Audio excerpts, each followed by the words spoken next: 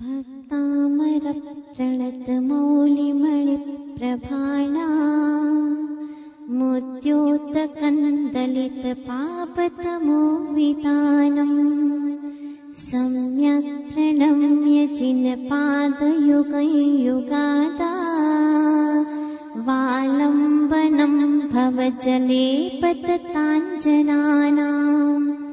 यः संस्तुतः सकलवाङ्मयतत्त्वबोधा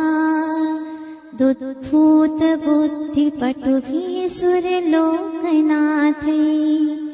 स्तोत्रैर्जगत्त्रितयचित्तहरैरुदारैः स्तोष्ये किलाहमपि तं प्रथमं जिनेन्द्रम् बुद्ध्या विनापि विबुधार्चितपादपीठ स्तोतुं समुद्यतमतिर्विगतत्रपोऽहम् बालं विहाय जलसंस्थितमिन्दुबिम्ब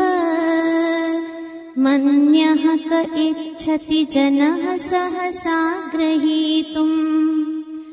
वक्तुं गुणान् गुणसमुद्रशशाङ्ककान्तान् कस्ते क्षमः सुरगुरुप्रतिमो विबोध्या कल्पान्तकाले पवनोद्धतनक्रचक्रम् को वातरीतुमलमम्बुनिधिं भुजाभ्याम् सोऽहं तथापि तव भक्तिवशान्मुनीश कर्तुंस्तवं विगतशक्तिरपि प्रवृत्तः प्रीत्यात्मवीर्यमविचार्य मृगो मृगेन्द्रम् नाभेति किन्निजशिशोः परिपालनार्थम् अल्पश्रुतं श्रुतवतां परिहासधाम त्वद्भक्तिरेव मुखरीकुरुते बलान्माम् यत्कोकिलः किल मधौ मधुरं विरोति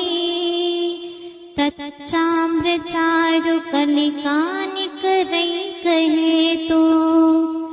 त्वत्संस्तवेन भवसन्ततिसन्निबद्धम्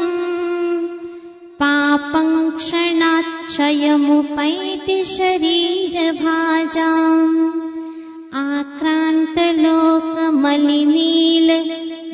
आक्रान्तलोकमलिनीलमशेषुमाशु सूर्यांशुभिन्नमिव शार्वरमन्धकारम् मत्वेति नाथ तव संस्तवनं मयेद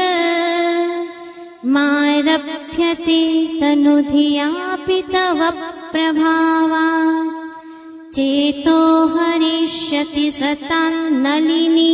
दलेषु मुक्ता फलद्युतिमुपैति ननूदबिन्दुः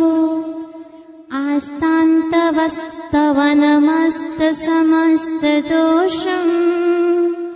त्वत्सङ्कथापि जगतां दुरितानि हन्ति दूरे सहस्रकिरणः कुरुते प्रभैव पद्माकरेषु जलजानि विकास्य भाण्जी नात्यद्भुतं भुवनभूषणभूतनाथ भूतैर्गुणैर्भुवि भवन्तमभीष्टुवन्तः तुल्या भवन्ति भवतो ननु तेन किं वा भूत्याश्रितं य इह नात्मसमं करोति दृष्ट्वा भवन्तमनिमेषविलोकनीयम् नान्यत्र तोषमुपयाति जनस्य चक्षुः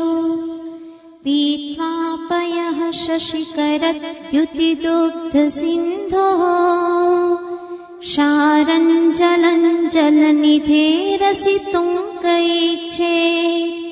यैषान्तरागरुचिभिः परमाणुभिस्त्वम् निर्मापितस्त्रिभुवनैकललाभूत तावन्त एव खलु ते प्रणवः पृथिव्याम् यत्ते समानमपरं नहि रूपमस्ति वक्त्रं क्वते सुरनरोरगनेत्रहारी निःशेष निर्जित जगत्त्रितयोपमानम् बिम्बं कलङ्कमलिनं क्व निशाकरस्य यद्वासरे भवति पाण्डुपलाशकल्पम् सम्पूर्णमण्डलशशाङ्ककलाकलाप शुभ्रागुणास्त्रिभुवनं तव लङ्घयन्ति ये संश्रितास्त्रिजगदीश्वरनाथमेकम् कस्तान्निवारयति सञ्चरतो यथेष्टम् चित्रं किमत्र यदि ते हृदशाङ्गनाभिर्नीतं मनागपि मनो न विकारमार्गम् कल्पान्तकालमरुताचलिताचलेन किं मन्दराद्रिशिखरं चलितं कदाचित् निर्धूमवर्तिरपवर्जिततैलपूरः कृत्स्नं जगत्त्रयमिदं प्रकटीकरोषि गम्यो न जातु मरुताञ्चलिताचलानां दीपोपरस्त्वमसि नाथ जगत्प्रकाशः नास्तं कदाचिदुपयासि न राहुगम्यः स्पष्टीकरोषि सहसायुगपज्जगन्ति नाम्भोधरोदरनिरुद्धमहाप्रभावः सूर्यातिशायि महिमासि मुनीन्द्रलोके नित्योदयं दलितमोहमहान्धकारम् गम्यं न राहुवदनस्य न वारिदानाम् विभ्राजते तव मुखाब्जमनल्पकान्ति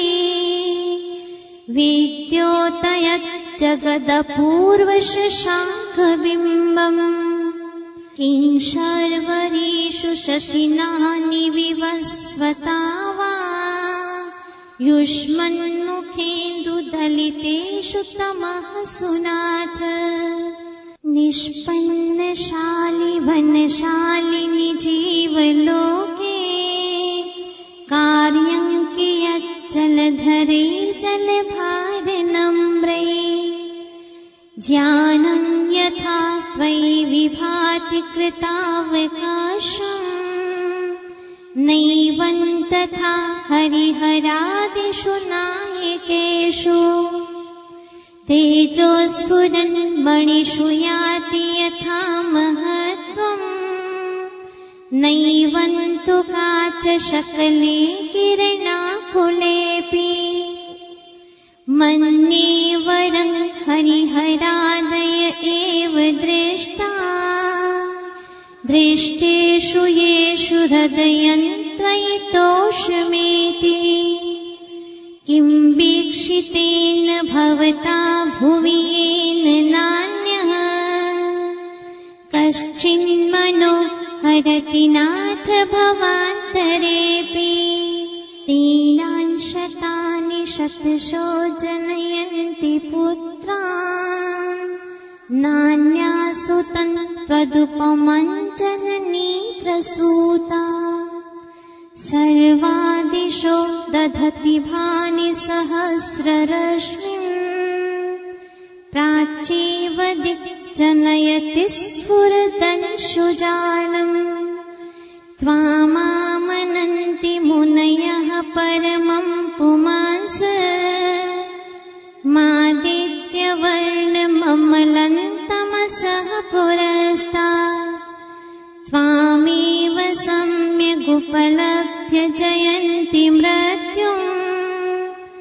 नान्यः शिवः शिवपदस्य मुनीन्द्रपन्था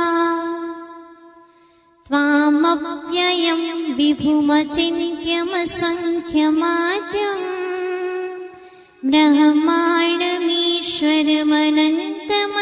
ब्रह्माण्डमीश्वरमनन्तमनङ्गकेतुम् योगीश्वरं विदितयोगमनेकमेकम् ज्ञानस्वरूपममलं प्रवदन्ति सन्तः बुद्धस्त्वमेव विबुधार्चितबुद्धिबोधात् त्वं शङ्करोऽसि भुवनत्रयशङ्करत्वात् धातासि धीर शिवमार्गविधिर्विधानात् व्यक्तं त्वमेव भगवन् पुरुषोत्तमोऽसि तुभ्यं नमस्त्रिभुवनार्तिहराय नाथ तुभ्यं नमः क्षितितलामलभूषणाय तुभ्यं नमस्त्रिजगतः परमेश्वराय तुभ्यं नमो जिनभवोदधिशोषणाय को विस्मयोऽत्र यदि नाम गुणैरशेषैस्त्वं संश्रितो निरवकाशतया मुनीश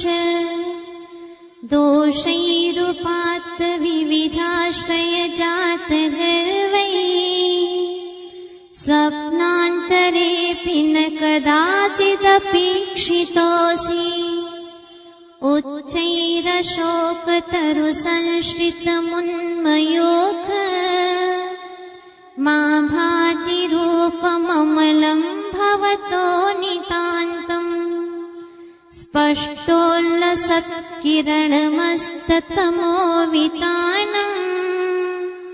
बिम्बं रवेरिव पयोधर पार्श्ववर्ती सिंहासने मणिमयूखशिखा विचित्रे विभ्राजते तव वपुः कनकावदातम् बिम्बं वियत् विलसदंशुलतावितानम् तुङ्गोदयाद्रिशिरसीव सहस्ररश्मिः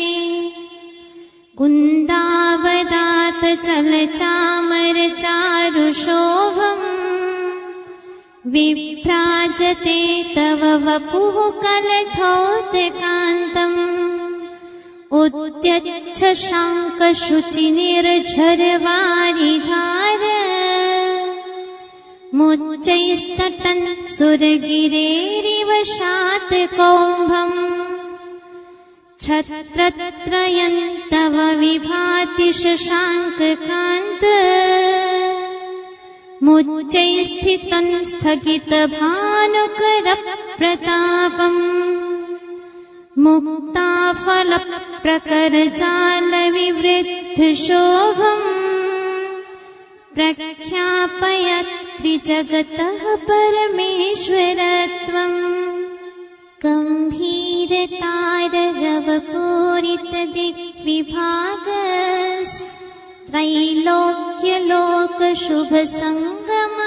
गम्भीरतारवपूरितदिग्विभागस्त्रैलोक्यलोकशुभसङ्गमभूतिदक्षः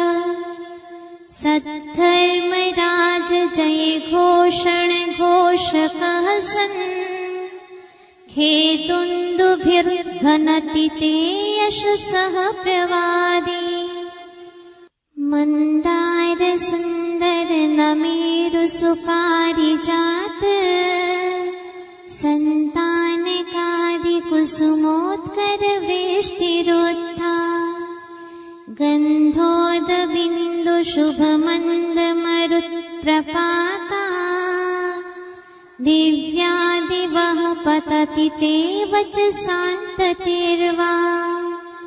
शुम्भप्रभावलय भूरि विभाविभोस्ते लोकत्रये द्युतिमतां द्युतिमाक्षिपन्ति प्रोद्यत्तिवाकर निरन्तर भूरि संख्या दीप्त्या जयत्यपि निशामपि सोम सौम्या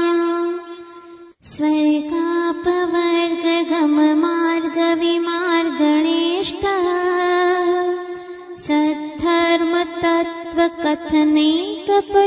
सद्धर्मतत्त्वकथनैकपटुस्त्रिलोक्यः दिव्यध्वनिर्भवति ते विशदार्थ सर्व भाषा स्वभाव परिणाम गुणैः प्रयोज्यः उन्निद्र हेम नव पंकज पुंज कान्ति पर्युल्लसन्नख मयूख शिखाभिरामो पादौ पदानि तव यत्र चिनेन्द्रदत्तः पद्मानि तत्र विबुधाः परिकल्पयन्ति इत्थं यथा तव विभूतिरभुच्चिनेन्द्र धर्मोपदेशन विधो न तथा परस्य यादृक् प्रभा दिनकृतः प्रहतान्धकारा तादृक् कुतो ग्रहगणस्य विकासिनोऽपि चोतन्मदा विलविलोलकपोलमूल मत्तभ्रमत्प्रमरनादविवृद्धिकोपम्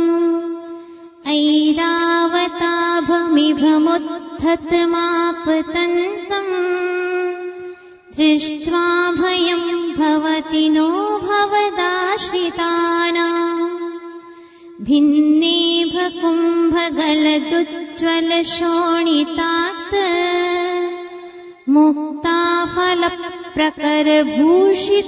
मुक्ताफलप्रकरभूषितभूमिभागः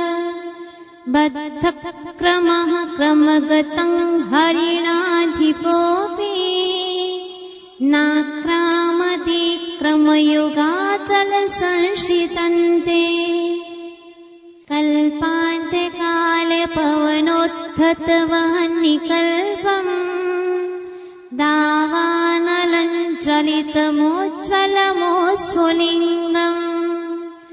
विश्वं जिघत्सुमिव सम्मुखमापतन्तम् त्वन्नाम कीर्तनजलं शमयत्यशेषम् रक्ते क्षणं समदकोकिलकण्ठनीलम् क्रोधोद्धतं फणिनमुत्फणमापतन्तम् आक्रामतिक्रमयुगेण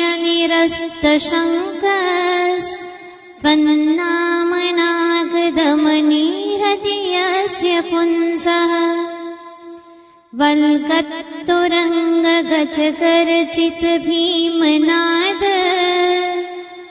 माजौवनं बलवतामपि भूपतीनाम् उद्यत्तिवाकरमयूखशिखापवेत्तम्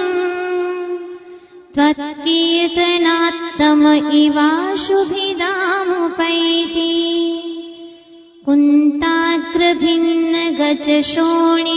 कुन्ताग्रभिन्नगजशोणितवारिवाह वेगावतारतरणातुरयोध भीमे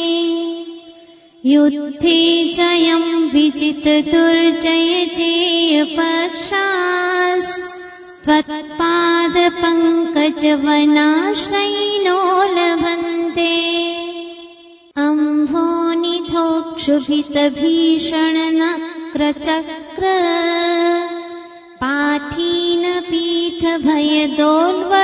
पाठीनपीठभयदोल्वळवाडवाग्नो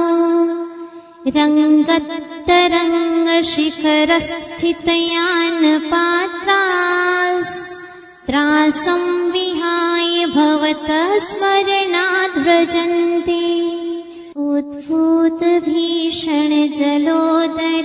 उद्भूतभीषणजलोदरभारभूग्नः शोच्यान्दशामुपगताश्च्युतजीविताशाः त्वत्पादपङ्कज सचरजोऽमृतदिग्धदेहा मर्त्या भवन्ति मकरध्वजतुल्यरूपाः आपादकण्ठमुरुशङ्खलवेष्टिताङ्गा गाढं बृहन्निगडकोटिनिकृष्टजङ्घा त्वन्नाम मन्त्रमनिशं मनुजाः स्मरन्तः सद्यः स्वयं विगतबन्धभया भवन्ति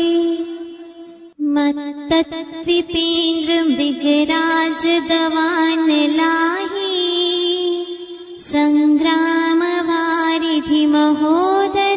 सङ्ग्रामवारिधिमहोदरबन्धनोत्थम् तस्याशुनाशमुपयाति भयं भियेव